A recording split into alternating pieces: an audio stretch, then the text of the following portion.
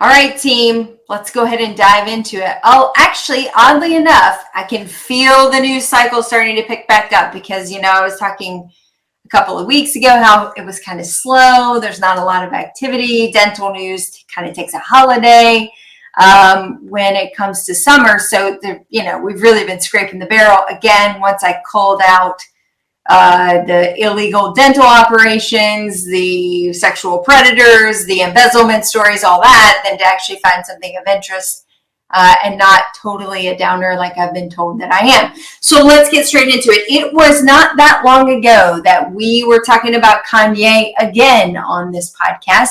As we know, Kanye had a titanium grill made. I did find out at the tune of $850,000 by a known to celebrity dentist, Dr. Thomas Connolly, out of Beverly Hills, California. Well, he's under a bit of heat now because an ex-chief of staff for Kanye has come forward to say that this particular dentist has been supplying Kanye with nitrous, maybe at not quite in not quite a legal fashion. So I foresee this going to court. I think Dr. Connolly is going to try to defend his good name and his ethical behavior, and that he hasn't been the one providing Kanye with that particular gas. There are TikToks and posts on various social media channels of Kanye actually on nitrous oxide at his home with the nose cannula in place, posting and talking to various individuals while under the influence on social media platforms. So it's no mystery that he is in fact using it in his private residence, but who's supplying it and how he's getting access to it will probably be up for the legal system to discern. I gotta be honest, as I was reading the story, there's a lot of similarities. Nobody's going to like this, but a lot of similarities to the Michael Jackson story of the relationship that developed between a doctor and a famous person, and how the doctor maybe was trying to help the famous person deal with some other tragedies and mental health issues, etc. And, maybe they kind of build this relationship. Luckily, Kanye's story hasn't been quite the same as Michael Jackson's, but the story is very odd and some parallelisms for sure. So hopefully this will get vetted out, and if Dr. Connolly is innocent, that he'll have his day in court to prove his ethical practice. We wish him well. I gotta be the alarmist here to tell you that it was just today that 2.7 billion records, mostly Social Security numbers of American citizens, was hacked, including email addresses, mailing addresses, phone numbers, and your Social Security number. The threat is that they'll share that information to other hackers. It will be leaked. I think that's actually already started to happen. Oddly enough, happening on the 89th anniversary today of the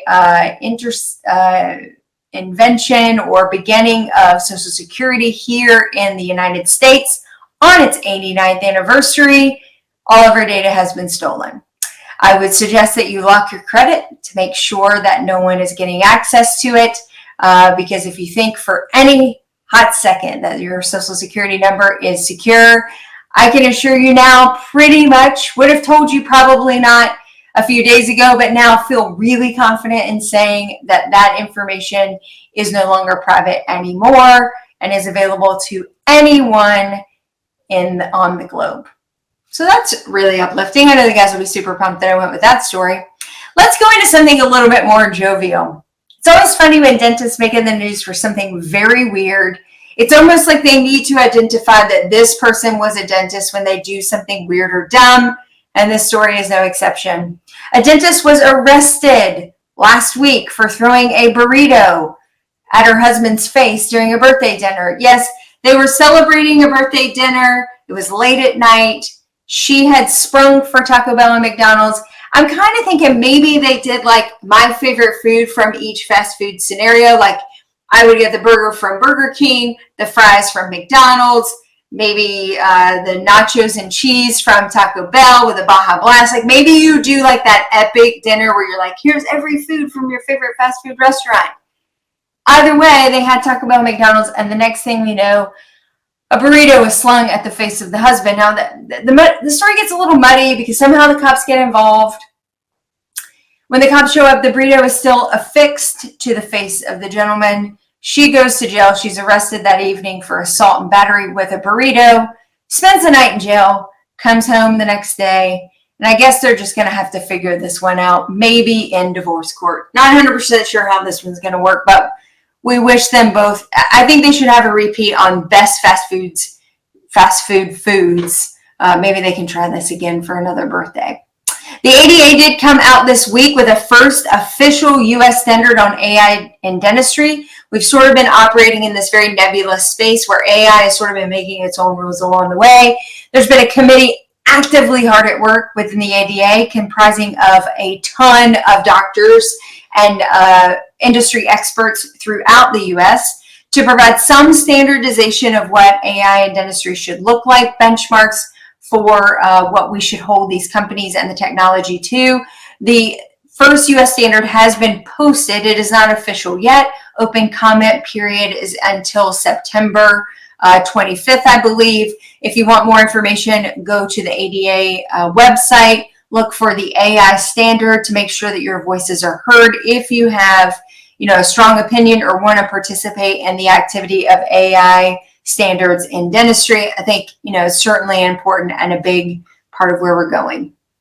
The last kind of interesting story of the week, which I never really thought I was going to be talking about, there has been an uptick of monkeypox outbreak, particularly in Africa. I don't think we're seeing it quite here in the US, but they're starting to see cases of it in Europe as well. So there was an article that was posted not that long ago out of the UK talking about what we should be looking for as dentists for monkeypox detection.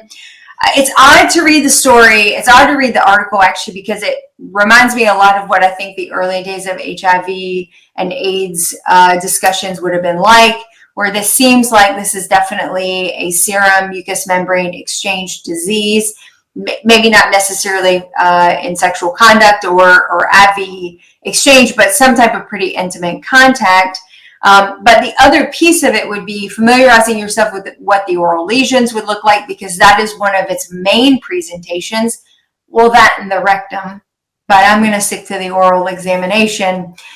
So you may, I guess it's possible that if we do start to see an uptick of those cases here in the US, you might see those lesions populate, and certainly would need to be familiar with the disease and taking those precautions to ensure that you are protected from spread of that particular virus. This news was weird, honestly, tonight. I feel good about the content, and at the same time, I feel very uncomfortable with most of the stories I shared with you. In a brief synopsis, it's your Social Security is now compromised, burritos can be dangerous, and monkeypox are on the loose. And with that, that's the news.